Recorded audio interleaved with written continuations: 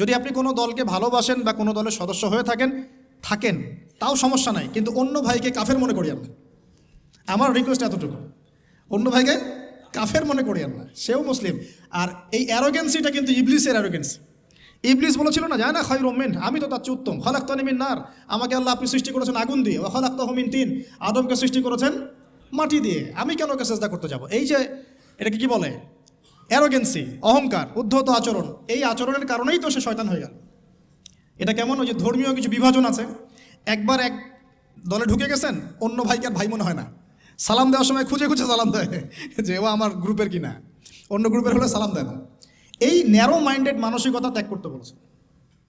আমরা সবাই মুসলিম, তিনি বলছেন ওয়ামান বারবার এই একটা বলেন, আপনারা তো শোনেন, ওয়ামান আহসানু কাওলাম মিম্মান দাআ ইলাল্লাহ ওয়া আমিলা সালিহান ওয়া ক্বালা ইন্নানি মিনাল মুসলিমিন।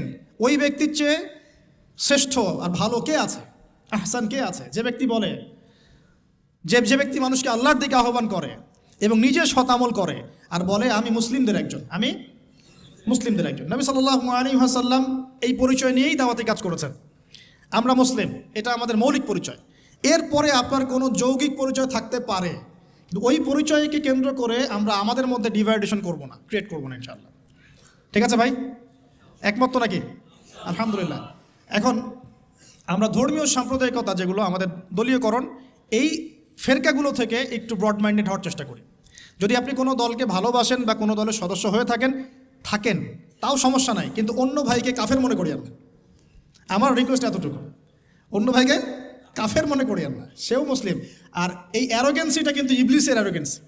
ইবলিস বলেছিল না, যায় না খায়রুম মিন, আমি তো তার চেয়ে উত্তম, খালাকতানি মিন নার, আমাকে আল্লাহ আপনি সৃষ্টি করেছেন আগুন দিয়ে, ওয়া খালাকতাহু মিন তিন, আদমকে সৃষ্টি করেছেন মাটি দিয়ে, আমি কেন ওকে সেজদা করতে যাব? এই যে এটাকে কি বলে, অ্যারোগেন্সি, অহংকার, উদ্ধত আচরণ, এই আচরণের কারণেই তো সে শয়তান হয়ে গেল। অতএব আমরা নিজেদেরকে অন্যর থেকে সুপিরিয়র না ভাবি। আমি যে বড় বড় কথা বলছি, এর চেয়ে ওই ভাইয়ের আমল বেশি হতে পারে, ওই ভাইয়ের চেয়ে এই ভাইয়ের আমল বেশি হতে পারে, কে জানে কার আমল নামায় কত নেকি আছে আর কোন আমল আল্লাহর কাছে কবুল হবে, এটা তো আল্লাহই ভালো জানে। অতএব আমাদের সবাইকে তাসকিয়া অর্জন করার চেষ্টা করতে হবে, আত্মশুদ্ধি, আল্লাহ পাক তৌফিক এনায়েত করুন। এরপর তিনি বলেছেন, আমি আমার ছেলেকে এখানে পড়িয়েছি, কিন্তু ডিগ্রি সার্টিফিকেট সব কিছু নয়। কথাটা খুব ভালো লেগেছে আমার কাছে।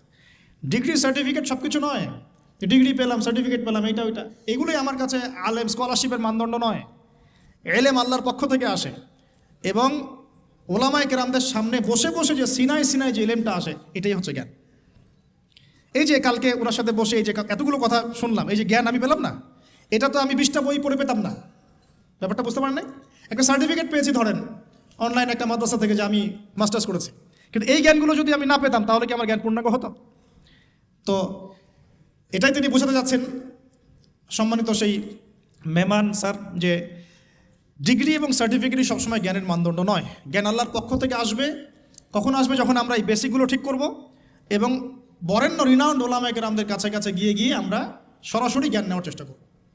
আপনারা সফর করবেন, ভিজিট করবেন, আলেমদের বাসায় যাবেন, তাদের অফিসে যাবেন, বসবেন, কথা বলবেন, প্রশ্ন করবেন, এভাবে জ্ঞান অর্জন করার চেষ্টা করবেন। আর বইপত্র তো পড়বেন, লেকচার তো শুনবেনই, কিন্তু মূল এটা একটা সোর্স থাকবে জ্ঞান অর্জনের, সরাসরি গিয়ে জ্ঞান নেওয়ার চেষ্টা করা।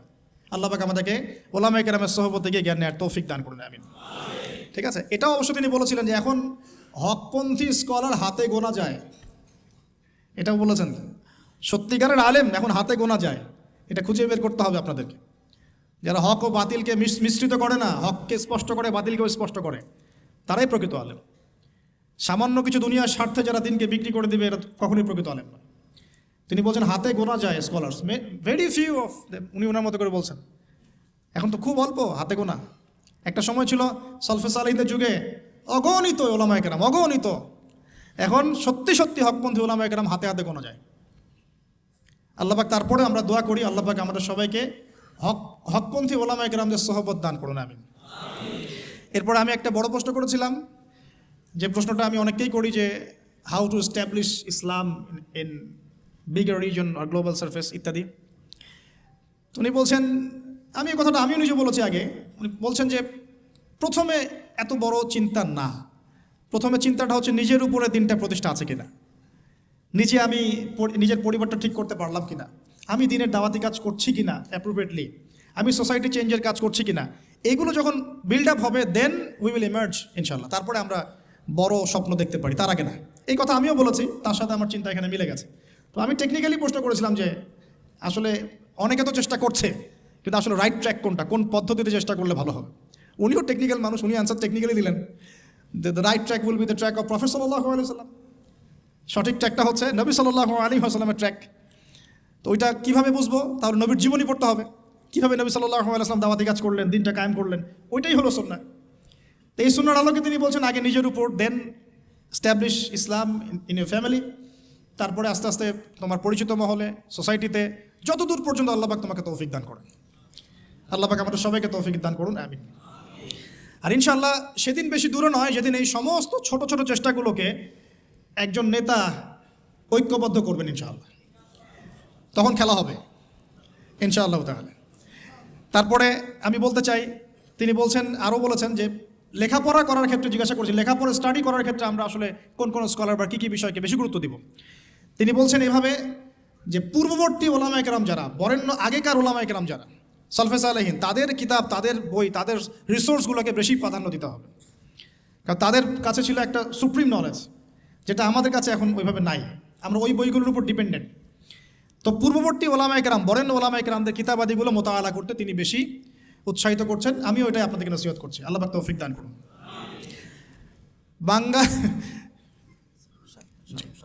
ওকে, আমি শেষ করছি 10 মিনিটের মধ্যে ইনশাল্লাহ। বাঙালি জাতির প্রতি একটা নসিহত করেছেন, বলবো? অতি আবেগের চোটে, বাই দ্য ওয়ে, উনি কিছু কথা বলি, উনি খুবই মেহমানদারি কর্নেওয়ালা একজন মানুষ, গেস্টকে খুব সম্মান করেন, মেহমানদারি করেন চমৎকার, অত্যন্ত বিনয়ী মানুষ, সবসময় হাসি মুখে কথা বলেন, যদি একটু হার্ড কথা বলেন সেটাও হাসি মুখে বলেন, এবং নামাজের খুব পাবন, তাহাজ্জুদের খুব পাবন, খুব বেশি দোয়া করেন। এই মানুষটাকে দেখে তো একটু আবেগ ভেসে ওঠে কি না? তো চলে যাওয়ার সময় আমাকে একটা হাদিয়া দিয়েছেন, খুবই স্পেশাল একটা আতর। আমি বলি যে আমার বাসায় কিন্তু প্রচুর আতরের কালেকশন আছে, ওইটা দিয়ে যে কাউকে ফরজ গোসল দেওয়া যাবে, ঠিক আছে, কিন্তু এটা আমার জন্য খুব স্পেশাল এই গিফটটা। সেটা হাজারে আসওয়াদে ইউজ করা হয় এবং তার নাম সিগনেচার করা আছে ওখানে। তো আমি বললাম যে স্যার আরেকটা জিনিস যদি কিছু মনে না করেন তাহলে নিতে চাই। বলো। তো বললাম যে স্যার আপনার টুপিটা দেওয়া যাবে? আমরা কিন্তু আসলে ওই আকীদা লালন করি না যেটা দিলে বরকত হবে বা এরকম কিছু না, জাস্ট একটা স্মৃতি, তাই না? তো তিনি একটু বিরক্ত হলেন, বললেন যে তুমি লেকচারে পুরো বাঙালি জাতিকে বলবা বাংলাদেশিরা কেন টুপি চায় বারবার। মানে এই অভিজ্ঞতা তার আগেও হয়েছে আর কি, ঠিক আছে? টুপি চাইলে বাজার থেকে কিনতে বলো, 10 রিঙ্গেট, কত রিঙ্গেট লাগবে, 5 ringgit, cheap, very cheap, you can buy it বলছে। তো বলছে তুমি উল্টা বাঙালিদেরকে বলবা তারা যেন টুপি না চায়, ঠিক আছে? তো ভাই আপনারা আল্লাহর ওয়াস্তে আর টুপি চায়েন না। আমার কাছে অনেকে চাইছে ভাই টুপিটা, আমার ওই একটাই টুপি, যে ব্ল্যাক টুপিটা ওটা একটাই, ওটা আসলে কিন্তু তার সেকেন্ড কপি নাই, ওটা আমার একটাই। তো এটা আপনারা কইলেন না, আমাদের জাতির মানিজ্যত রাখেন, ঠিক আছে? এর আগে একজনের কথা শুনেছি, যিনি দেখা করতে গিয়েছেন, টাইম দিয়েছেন উনি 5টায়, উনি 5 মিনিট পরে ঢুকেছেন। তখন যিনি ঢুকেছেন তাকে খুব সূক্ষ্মভাবে একটা অপমান করা হয়েছে, তোমরা বাঙালিরা একটু দেরি করেই আসো। তো আল্লাহর ওয়াস্তে আমরা আমাদের এই প্রবলেমসগুলো চেঞ্জ করে আল্লাহ পাক তৌফিক ইনায়াত করুন। আর সবশেষ তিনি বললেন যে আমার পরিবারের মহিলারাও দাওয়াতি কাজ করে, মাশাআল্লাহ।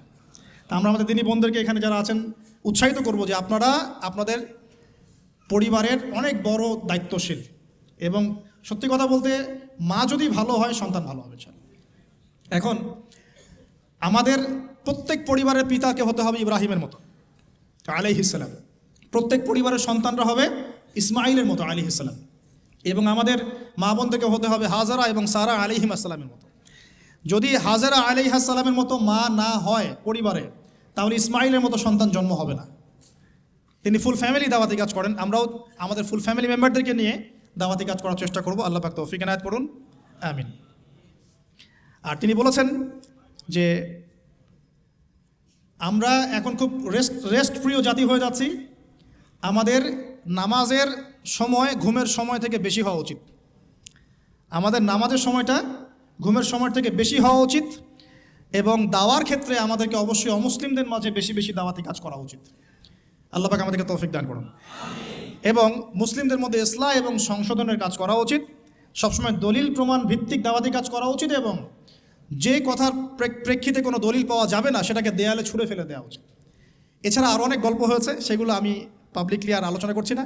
আমরা এই সংক্ষিপ্ত সময়ের মধ্যে অনেক বিষয় উঠে আসলো। সর্বপ্রথম যে বিষয়টা আমরা ফোকাস করব, আল্লাহ পাকের জন্যে আমরা আমাদের দুনিয়া এবং আখিরাতে সব কাজ করবো ইনশাআল্লাহ। প্রতিটা কাজের ইখলাস ঠিক করবো ইনশাআল্লাহ। এরপরে আমরা সবাই 5 ওয়াক্ত নামাজি হয়ে যাবো ইনশাআল্লাহ। নামাজের ব্যাপারে খুব কঠোর থাকার চেষ্টা করবো ইনশাআল্লাহ। প্রতিটা কাজ সুন্নাহ মাফিক করার চেষ্টা করবো ইনশাআল্লাহ তাআলা। চেষ্টা করব যে প্রতিদিন দিনই ইলম অর্জনের চেষ্টা করা, কিছু কিছু করে হলে ইলম অর্জনের চেষ্টা করা, উলামায়ে কেরামদের দ্বারস্থ হওয়া এবং তাদের কাছে সরাসরি জ্ঞান শেখার চেষ্টা করব তাহাজ্জুদ গোজার হওয়ার জন্য, এবং বেশি থেকে বেশি সিজদায় আল্লাহর কাছে কান্নাকাটি করে দোয়া করার জন্য। আমাদের পুরো পরিবারকে নিয়ে আমরা ইসলামের জন্য কাজ করবো ইনশাআল্লাহ। সন্তানদেরকে মানুষ করবো ইনশাআল্লাহ, এমনভাবে মানুষ করব যাতে ওরা আগামী দিনে আল্লাহর জমিনে আল্লাহর দিন প্রতিষ্ঠা করতে পারে। ওদের হাতে যেন ইসলামী খিলাফার পতাকা উঠে ইনশাআল্লাহ আযজা ওয়া জাল। এবং সাম্প্রদায়িক হব না, ভেদাভেদে যাব না, বিভক্তির দিকে যাব না, আমরা একটা ঐক্যবদ্ধ প্ল্যাটফর্ম ক্রিয়েট করার চেষ্টা করবো ইনশাআল্লাহ। আল্লাহ পাক আমাদের সবাইকে কবুল করুন। আল্লাহ রাব্বুল আলামিন আজকের এই মাহফিলে যারা উপস্থিত আছেন, আল্লাহ পাক সকলের গুনাহগুলো মাফ করুন। আল্লাহ পাক আমাদের যে ভাইরা অক্লান্ত পরিশ্রম করে আজকের এই মাহফিলটা অ্যারেঞ্জ করেছেন, সকলের নেক হায়াতকে আল্লাহ পাক বৃদ্ধি করুন। খাস করে আমাদের অডিয়েন্সের মধ্যে ইয়াং জেনারেশন যারা আছেন, আমাদের যুবক যুবতী ভাই বোনেরা, সবাইকে আল্লাহ পাক দিনের গভীর জ্ঞান অর্জনের তৌফিক দান করুন।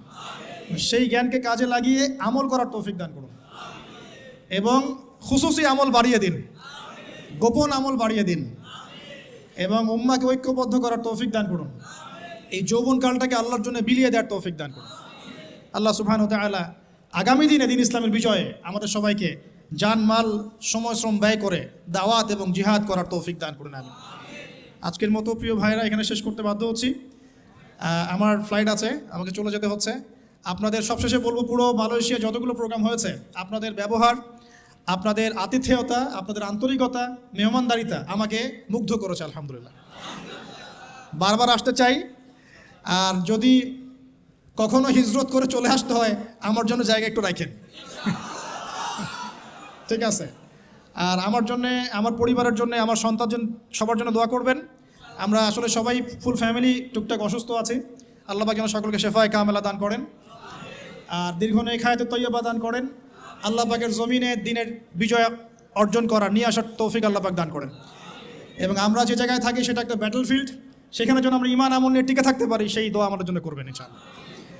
সুবহানাকা আল্লাহুম্মা বিহামদিক, আশহাদু আল্লা ইলাহা ইল্লা আনতা, আস্তাগফিরুকা ওয়া আতুবু ইলাইক।